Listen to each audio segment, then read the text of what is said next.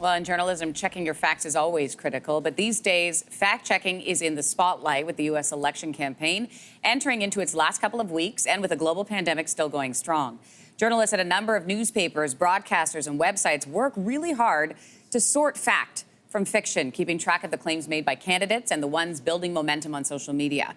One of those websites hard at work is PolitiFact, which rates claims on a scale from true to pants on fire. And this morning, we're joined by PolitiFact's executive director, Aaron Shirachman. Great to have you on the show this morning, Aaron.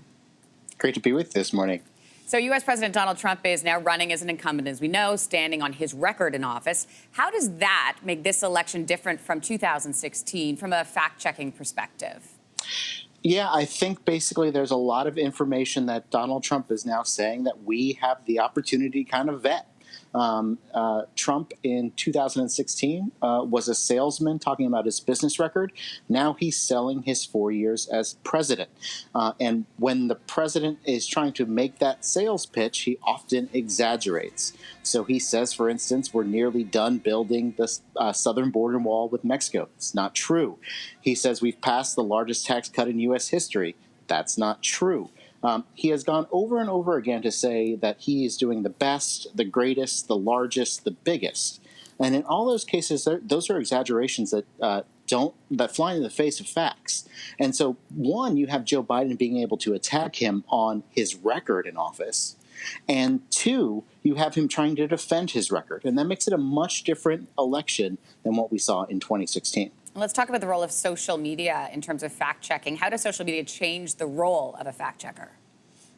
It makes it a lot harder. I think PolitiFact has been around since 2008, and probably 75% of what we fact-checked in those first 10 years was direct political speech.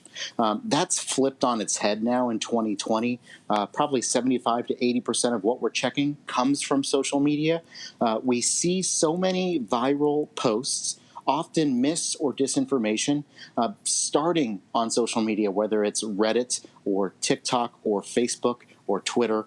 And then those same ideas then transfer over to the political speech. And so basically the COVID conspiracies of the spring and summer started and were kind of created on social media, but then they come into the political landscape.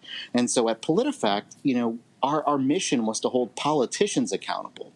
But what we realized is really what we need to do is kind of do anything we can to stop the spread of mis or disinformation, which means allocating a lot of our resources online and really kind of going into some places where, we probably don't want to be looking at kind of some of these really viral conspiracies or hoaxes. And I imagine your job is super tough when you think about people hear what they want to hear. They see what they want to see. So let's talk about how much the truth matters, especially when it comes to campaigns. Yeah. So in 2016, people came to us and said, aha, Donald Trump told more lies than Hillary Clinton, but was elected. So you must have failed in your job. And what we say is we're not trying to determine who the winner is, or we're not trying to encourage you to vote for the most honest person. I tell my friends, frankly, that honesty and accuracy should be one factor in who you vote for, but it shouldn't be the only one. I don't even vote that way, right?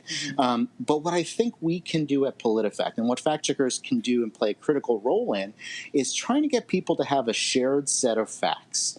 And I say this all the time. If we can build a shared common set of facts, then that can inform our beliefs, whatever they are.